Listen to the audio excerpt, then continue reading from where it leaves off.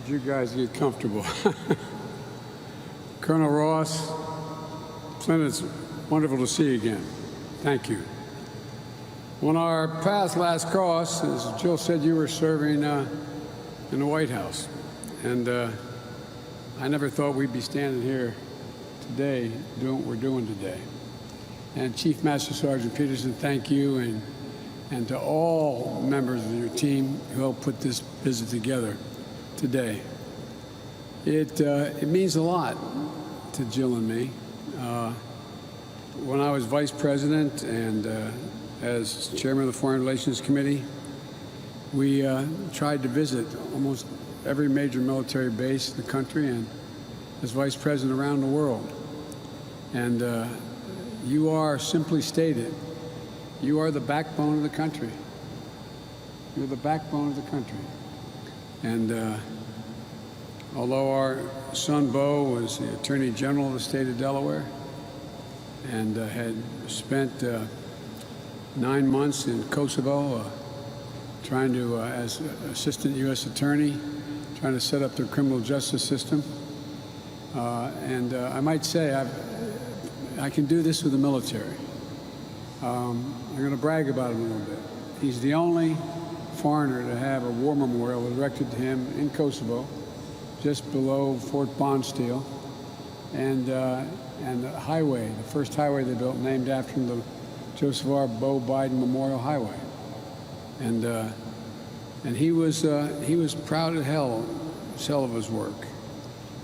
But then he decided that he had contracted an exposure to a virus when he was in Kosovo and in Turkey as a civilian, and he came back with a problem. But he kept going to Walter Reed. I couldn't understand why. They finally found, it's called ankylosing spondylitis. They finally found a cure, prevented him from having what they call bamboo spine. But he kept going back. I couldn't understand why. I thought I knew why. But he went back because he was trying to get an exemption to be able to join the United States Army. He was a sitting Attorney General, and all my colleagues, the Governor and Bobby Scott and Congresswoman, they all know, is that when you do that, he joined the National Guard. And his unit deployed, and he wanted to deploy to Iraq with them. So he literally had to give up his seat temporarily. He could not have any business done, as you National Guard folks know. You can't do any business with a state if, in fact, you're now federal property. And so he gave up the seat and had the courage to appoint the fellow who had been the Republican Attorney General as Attorney General while he went. The proudest thing he ever did. Proudest thing he ever did. And he spent a year in Iraq, and it was one of the great honors of his life to do it. Won the Bronze Star, the Conspicuous Service Medal, and other awards, like many of you have. But he never ever talked about it. I remember we had an event at the White House. I shouldn't be talking so much about my son, but I'm not going to apologize for it. We had an event for Iraqi veterans at the White House. And the president, without telling me or Jill, invited Bo to be there with another 75 soldiers and sailors and airmen. But he wouldn't wear any of his decorations. And General Odierno called him, he served under him, and said, put them on now. Swear to God. Walking out of the VP residence, he wouldn't put them on until then. That's the first time I ever saw the Bronze Star on him. What I'm telling you that is like a lot of you. You do your duty. You don't expect anything for it except get a little respect. It deserves so much more. There's so much more. And, I'm honored to be joined today by Governor Northam and by two great representatives of the Commonwealth, Congressman Laurie and Congressman Scott. And I want to thank you for all that you do to represent these service veterans, because they're devoted to you. Their family members, the caregivers, survivors will call Virginia home. I'm especially honored to share the stage with Brittany and Jordan and Nathan and Margaret Catherine. I love those barrettes in her hair, man. I tell you what, and look at her. She looks like she's 19 years old, sitting there with her, like a little lady with her legs crossed. Brittany, you're doing triple duty as a veteran, a military spouse, and a teacher. And kids, thank you for being there for your mom. I can remember all those times, and all of you remember the spouses when your husband or wife are deployed. Every morning you wake up, you say that little extra prayer while you're drinking your coffee. You just spend a little more time wondering. And, you know, you make up 1% of the population. You're defending 99% of the rest of us. And we owe you. But you do your job so gracefully, you hardly ever say anything about what you're doing. But it matters. It matters to your families for that time we're sitting across from an empty chair at the kitchen table, or the dining room table, for those birthdays, or Christmases, or holidays, where they're gone. You know, there's a famous English poet who said, "They also serve who only stand and wait." Also serve, only stand and wait. I know Major Bean, having been deployed to Afghanistan during the pandemic, has only made everything much harder during the pandemic. I want to thank you so much, your entire family's service to our country. You're all incredible. You so underestimate how important you are.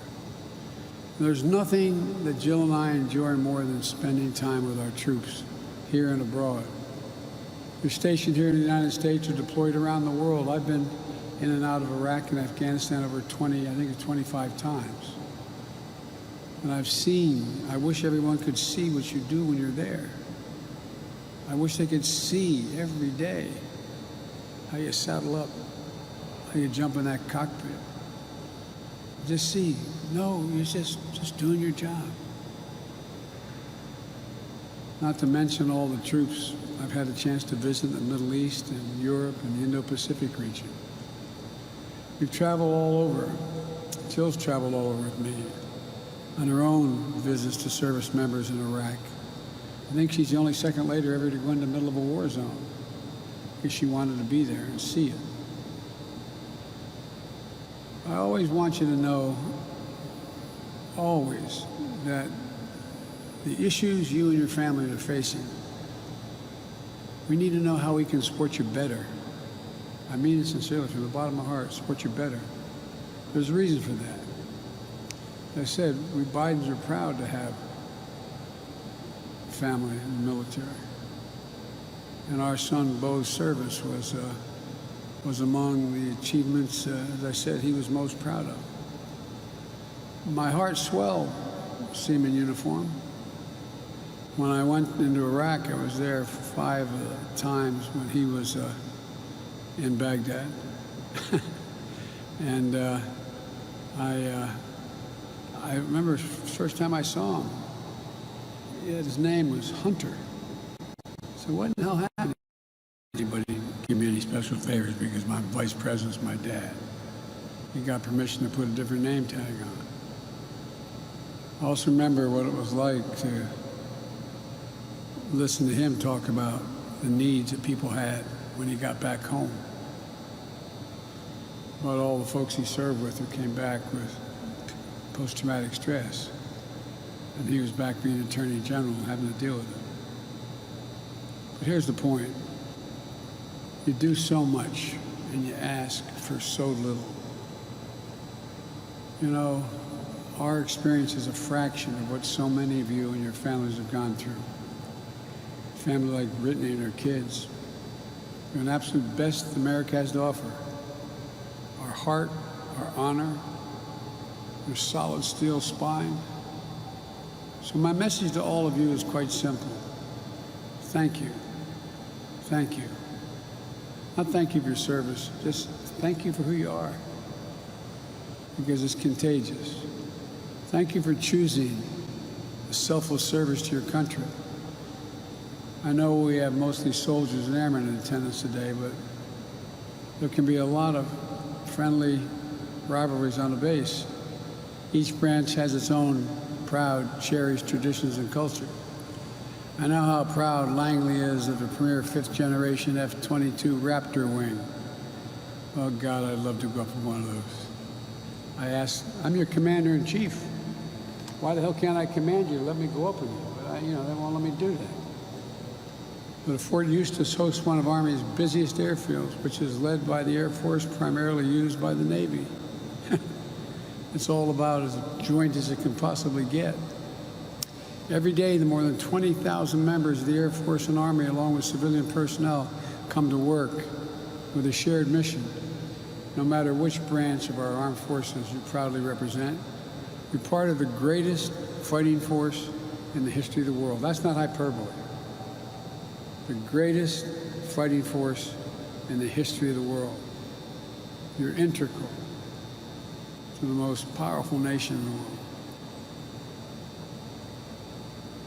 There's been no Army, Navy, Air Force ever like you, or Marines. Here at Joint Base Langley Eustis, you enable the success of our mission around the world. You provide intelligence support and air power. You ensure our soldiers and airmen are ready, trained to deploy the COCOMs around the world, including this year, adhering to COVID-19 safety protocols and quarantines before troops ship out in order to minimize the spread of the virus. Know that many of you deployed yourselves, probably more than once. Over the past 20 years, our volunteer force and our military families have made incredible sacrifices for this country. Early in my term as vice president, I traveled overseas. I'd sometimes meet servicemen and women who were deployed their fourth, fifth, sixth times. Remember going into Baghdad, and those of you who had to fly in, you'd do those circular deals so we wouldn't get shot at and we wouldn't get hit. I walked up in the cockpit of a Silver Bullet that they had me in. And I said, how many, there were 5 people in the cockpit at the time, load master as well. I said, how many is this your first tour? Nobody raised their hand. How many the second tour? Nobody raised their hand. Third tour, 2 raised their hand. Fourth tour, 2 raised their hand. Fifth tour, 1 raised their hand. No other war have you gone in, served, got back up again and go back again and again and again. Once,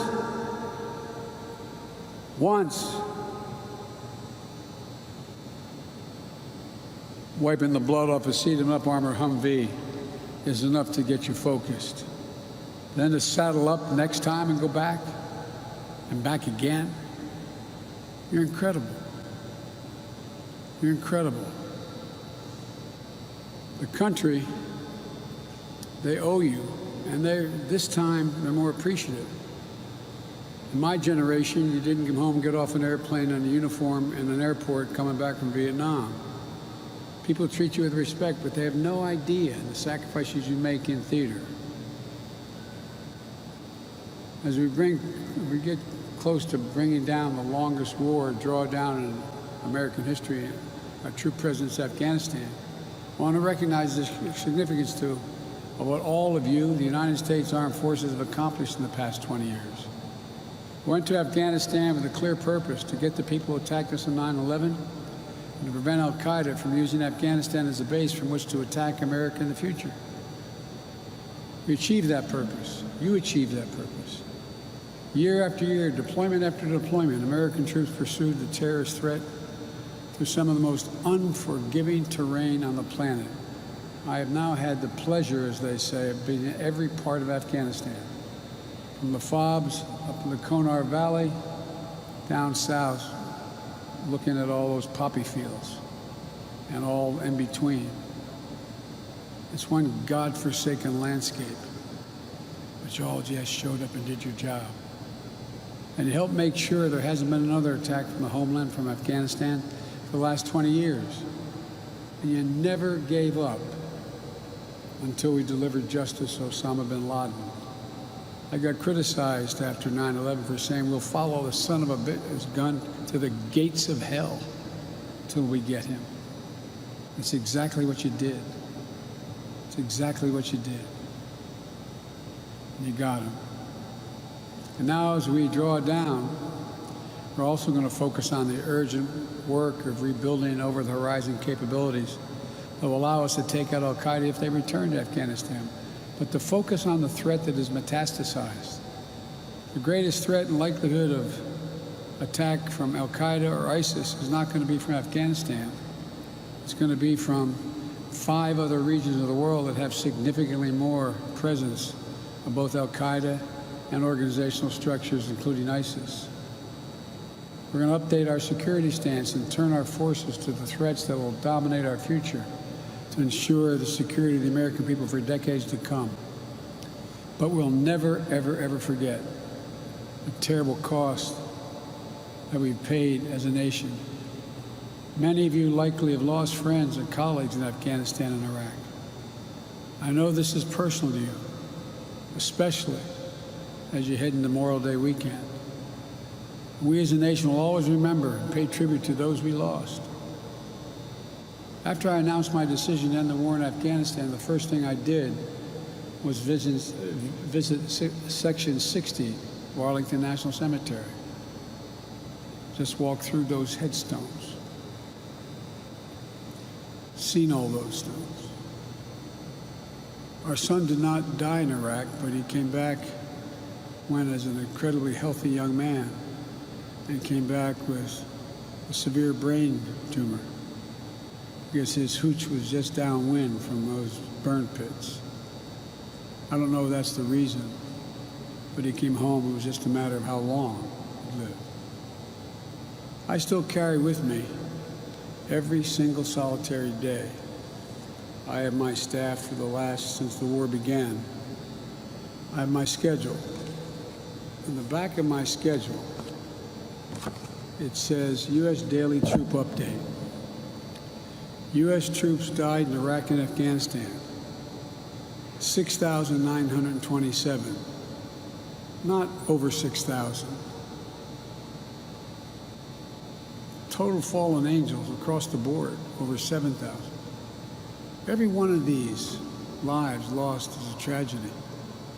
An empty seat at the dinner table. A missing voice at the holidays.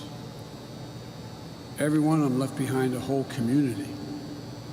Not just one, a whole community. We can never repay that debt. But I promise you this, to all the Gold Star families across the country, we will never, ever, ever, ever forget. Each year, Memorial Day offers us a chance to reflect on the enormity, the sacrifices that generation after generation of Americans has made, and the responsibilities that we bear, citizens bear in return. I've said many times, it used to get me in trouble 25 years ago, 30 years ago in the Senate. So America has many obligations. We only have one sacred obligation. Obligations to our children, to the elderly, and so many more things. Only one sacred obligation. It's to prepare you when we send you into harm's way with everything you need. Care for your families when you're gone. When you come home, care for you and your families and the needs that may be a consequence of a war. We owe it.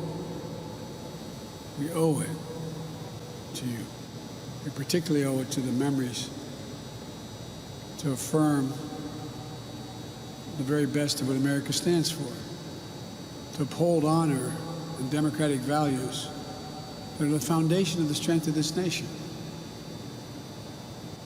You know, I sometimes get criticized for saying what I deeply believe, having done this for the bulk of my life. We're in a battle between democracies and autocracies. The more complicated the world becomes, the more difficult it is for democracies to come together and reach consensus. I've spent more time with President Xi of China than any world leader has, for 24 hours of private meetings with him. Just an interpreter, 17,000 miles traveling with him in China and here. He firmly believes that China, before the year 3035, is going to own America, because autocracies can make quick decisions. But America is unique. Of all nations in the world, we're the only nation organized based on an idea. Every other nation you can define by their ethnicity, their geography, their religion, except America. America is born out of an idea. We hold these truths to be self-evident, that all men and women are created equal, endowed by their Creator with certain inalienable rights, including life, liberty, etc. None of you get your rights from your government. You get your rights merely because you're a child of God. The government is there to protect those God-given rights. No other government's been based on that notion. No one can defeat us except us. It's an idea that a generation of patriots have fought and died for it and defended. I know that's a conviction that each and every day you all share. That's why you joined up, why you run around danger and duty calls. It's my greatest honor. It should not surprise anybody. It should be anybody's greatest honor in all of life to be able to serve as your commander-in-chief. No greater honor. So thank you. Thank you, thank you, thank you for spending this time with me today. And thank you for your commitment to our country. Because without you, as I said, I'll be end where I began. You are the spine of America. The spine. I can't tell you how much it matters. I think you underestimate. It's the consequence of who you are and what you do. So thank you. May God bless you. And may God protect our troops. Thanks.